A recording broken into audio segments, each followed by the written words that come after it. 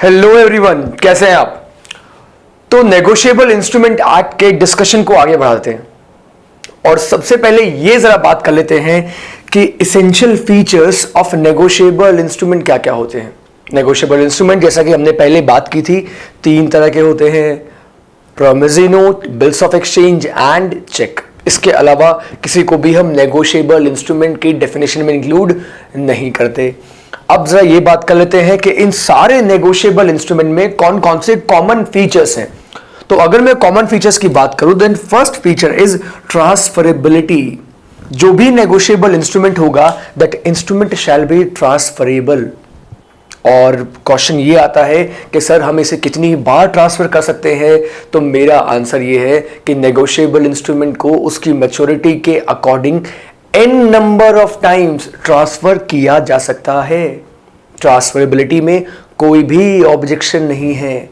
और ट्रांसफरेबिलिटी की बात करूं तो इसे ही तो हम नेगोशिएशन कहते हैं। और ट्रांसफर करने के दो तरीके होते हैं। फर्स्ट वन इज, दो तरीके होते हैं ट्रांसफर करने के, और अगर हम उसकी बात करें तो फर्स्ट होता है एंडोर्समेंट और दूसरा तरीका है डिलीवरी। इन दो तरीके से किसी भी इंस्ट्रूमेंट को ट्रांसफर किया जा सकता है। डिलीवरी किसके लिए होता है? डिलीवरी होता है बियरर इंस्ट्रूमेंट के लिए।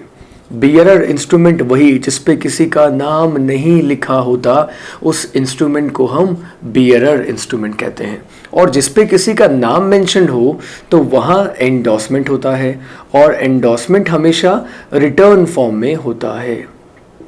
यानी कि ये एंडोर्समेंट वो कर पाएगा जिसके फेवर में वो इंस्ट्रूमेंट बना था। फॉर एन एग्जाम्पल, अगर मैं आपको एक चेक दूं और उस चेक के ऊपर किसी का नाम ना लिखा हो और आपके पास वो चेक है और आप उस चेक को फर्दर किसी और को ट्रांसफर करना चाह रहे हैं, तो उस चेक को आप नेगोशिएट कर सकते हैं सिर्फ डिलीवरी देकर, क्योंकि उस पे किसी का नाम ही नहीं था। तो आपने उसे नेगोशिएट कर दिया डिलीवरी की तरह। लेकिन मैं अगर आपको एक बिल ऑफ एक्सचेंज दूं, तो जो बिल्स ऑफ एक्सचेंज मैं आपको दूंगा उसमें अगर आपका नाम लिखा हुआ है तो उसे नेगोशिएट करने के लिए आपको अपने साइन करने पड़ेंगे। उस इंस्ट्रूमेंट के पीछे आपको लिखना पड़ेगा कि आप उसे किसके फेवर में एंडोर्स कर रहे हैं। तो यहाँ क्योंकि ये रिटर्न फॉर्म में हुआ और ये जो बियरर इंस्ट्रूमेंट था, ये सिर्फ मैंने बियरर इंस्ट्रूमेंट की यहाँ बात करी, तो यहाँ इसे बियरर इंस्ट्रूमेंट किस तरीके से कह सकते हैं, अभी हम इसकी बात करेंगे। तो इसे मैं ज़रा ये कह देता हूँ कि ट्रांसफर बाय डिलीवरी जो है वो बियरर इंस्ट्रूमेंट के लिए इस्तेमाल किया जाता है। बियरर का मतलब जो उसे होल्ड कर रहा है। Example, check. अगर चेक पे किसी का नाम ना लिखा हो, सेल्फ का चेक इसका एक एग्जाम्पल हो सकता है। अब ज़रा बात करते हैं, दूसरा पॉइंट आया इंडिपेंडेंट टाइटल। इंडिपेंडेंट टाइटल का ये मतलब होता है कि जो उस नेगोशिएबल इंस्ट्रूमेंट को ट्रांसफ़र करता है, तो देखिए जो ट्रांसफ़र करता है उसे हम कहते हैं ट्रांसफरर, और जिसके फेवर में ट्रांसफ़र किया गया उसे हम कहते हैं ट्रांसफरी। और हम ये बोलते हैं कि इन दोनों का टाइटल या राइट बिल्कुल अलग अलग होता है। फॉर एग्जाम्पल, अगर मिस्टर एक्स ने फ्रॉड करके एक नेगोशिएबल इंस्ट्रूमेंट ले लिया, मान लीजिए बिल्स ऑफ एक्सचेंज ले लिया, और मिस्टर एक्स ने उसे ट्रांसफर कर दिया किसको? मिस्टर वाई को। अब मिस्टर वाई को फ्रॉड के बारे में कोई भी नॉलेज नहीं है, तो अब बताइए क्या मिस्टर वाई को पैसा मिलना चाहिए? आप ये बोलेंगे कि सर सेल ऑफ गुड्स में लिखा हुआ है नेमो दैट क्योर्ड नॉन हैबिट, that means no one can transfer a better title than what he himself has. ये आपने सेल ऑफ गुड्स में पढ़ा होगा या सुना होगा, लेकिन नेगोशिएबल इंस्ट्रूमेंट एक्ट उसका एक्सेप्शन है। अगर ट्रांसफरी को वो इंस्ट्रूमेंट मिला है, ऑल्दो ट्रांसफरर का टाइटल का मीनिंग क्या होता है? टाइटल का मीनिंग होता है ओनरशिप। ट्रांसफरर का टाइटल डिफेक्टिव था, लेकिन ट्रांसफरी का टाइटल अब डिफेक्टिव नहीं होगा। क्यों नहीं होगा? क्योंकि हमने यही कहा कि नेगोशिएबल इंस्ट्रूमेंट में टाइटल हमेशा इंडिपेंडेंट होता है, क्योंकि ट्रांसफरी को फ्रॉड की नॉलेज नहीं थी। इसलिए उसका टाइटल इफेक्टिव होगा। दैट मीन्स ट्रांसफर का टाइटल डिफेक्टिव बट ट्रांसफरी का टाइटल इफेक्टिव। और ट्रांसफरी उस नेगोशिएबल इंस्ट्रूमेंट के लिए पैसा डिमांड कर सकता है। आगे बढ़ते हैं। Next point is certainty. किसी भी नेगोशिएबल इंस्ट्रूमेंट में सर्टेनिटी होनी बहुत इंपॉर्टेंट है। सर्टेनिटी रिगार्डिंग अमाउंट, कब पे करेगा, कितना अमाउंट पे करेगा। मैं अगर नेगोशिएबल इंस्ट्रूमेंट में ये लिखा हो कि मैं 1 लाख रुपए या 2 लाख रुपए करूंगा, so that negotiable instrument is not certain. Next point की अगर बात करें तो नेक्स्ट पॉइंट है राइट टू सू। ये राइट टू सू किसको मिलता है? ये राइट टू सू मिलता है या तो उस इंस्ट्रूमेंट के होल्डर को या उस इंस्ट्रूमेंट के होल्डर इन ड्यू कोर्स को। ये होल्डर कौन होता है, ये होल्डर इन ड्यू कोर्स कौन होता है, इसकी बात हम आगे करने वाले हैं कि होल्डर कौन है और होल्डर इन ड्यू कोर्स कौन होता है। अभी मैं आपको सिर्फ इतना बता देता हूं कि जो उस इंस्ट्रूमेंट से लीगली पैसा डिमांड कर सकता है उसे ही हम होल्डर या होल्डर इन ड्यू कोर्स बोल सकते हैं। तो नेगोशिएबल इंस्ट्रूमेंट में 3 तरह के इंस्ट्रूमेंट होते हैं, promissory note, bills of exchange and cheque. और अब बात करते हैं प्रोमिसरी नोट की। प्रोमिसरी नोट सेक्शन 4 में डिफाइंड है और ये एक प्रोमिसरी नोट का फॉर्मेट मैंने आपके सामने रखा है। प्रोमिसरी नोट देखिए किस तरीके से बना। प्रोमिसरी नोट को जिसने बनाया, देखिए ये इसने बनाया है और लिखा क्या है, 60 days after the due date I promise to pay mister X or order the sum of ₹40,000 only.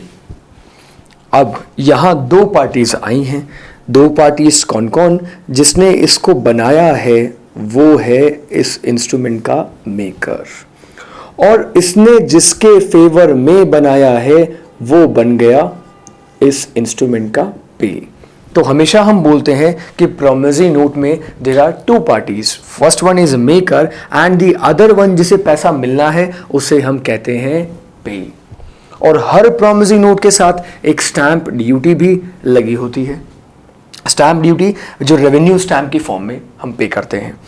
यहाँ ये इसका अमाउंट यहाँ पे हमने दिखा दिया कि 40,000 पे करेगा और साथ में एक टाइम लिमिट भी लिखी हुई है, the sum of ₹40,000 only.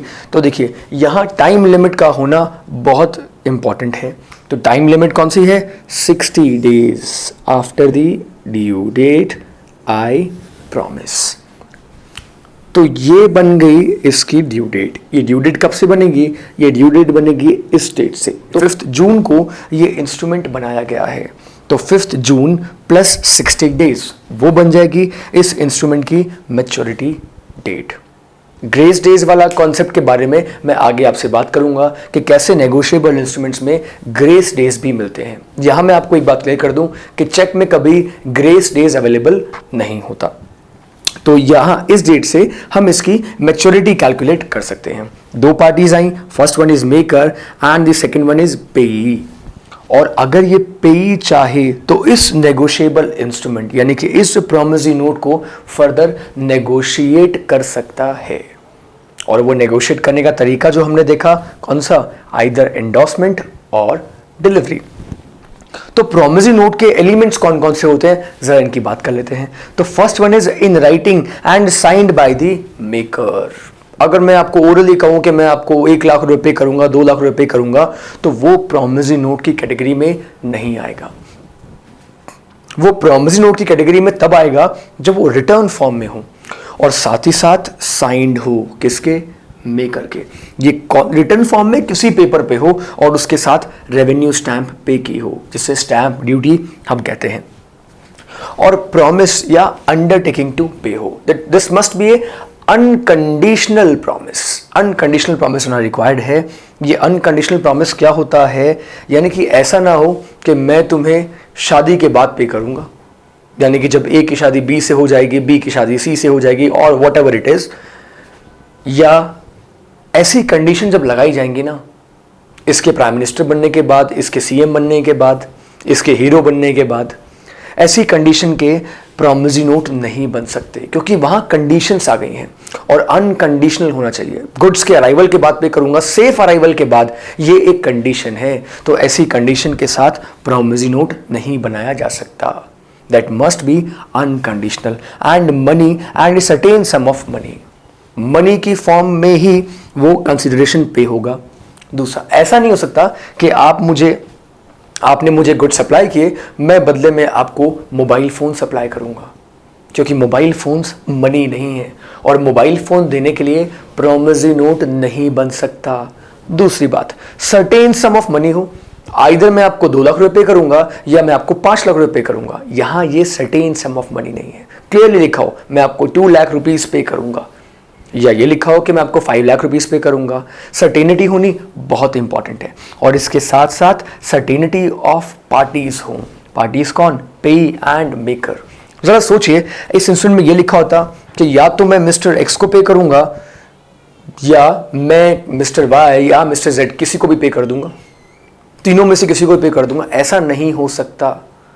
Certainty of the party होनी बहुत इंपॉर्टेंट है। देखिए, अगर जॉइंटली आप पे कर रहे हैं तो it is a different aspect, but यहां हमें ये देखना है कि जिस पार्टी को पेमेंट मिलना है that party must be a certain person. Certain person होना बहुत इंपॉर्टेंट है। On other than a bank और currency note, promissory note bank या करेंसी नोट से अलग होता है।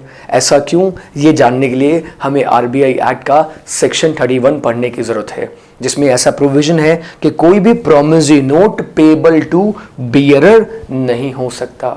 जरा देखिए नोट पे क्या लिखा होता है। I promise to pay the bearer is sum of ₹100, या 50 लिखा होता है या 20 लिखा होता है। ऐसा किसी भी प्रोमिसरी नोट पे नहीं लिखा हो सकता। उसका रीजन क्या है? उसका रीजन है कि ऐसा करने से तो आरबीआई की मोनोपोली खत्म हो जाएगी, क्योंकि आरबीआई के पास ही ये राइट होता है। जो आरबीआई का गवर्नर लिखता है कि मैं I promise to pay the bearer a sum of ₹5, 10, 20, 50 whatever it is. So promissory note इस तरीके से नहीं बन सकता। इसके साथ साथ यानी कि पार्टी का नाम लिखना बहुत इंपॉर्टेंट है, जैसा कि हमने यहाँ लिखा। इसके साथ साथ पेबल टू बियरर और ऑर्डर। देखिए, बियरर की तो मैंने अभी बात की कि बियरर की अगर पोजीशन की बात करूं तो ऑर्डर तो अलाउड है, लेकिन कोई भी प्रोमिसरी नोट बियरर नहीं बन सकता। नेगोशिएबल इंस्ट्रूमेंट एक्ट इसकी परमिशन देता था, बट आरबीआई एक्ट इसकी परमिशन नहीं देता, इसलिए कोई भी प्रोमिसरी नोट बियरर नहीं बन सकता। So friends, this was the concept of promissory note and the features of negotiable instrument. Stay tuned for more videos. Thank you so much.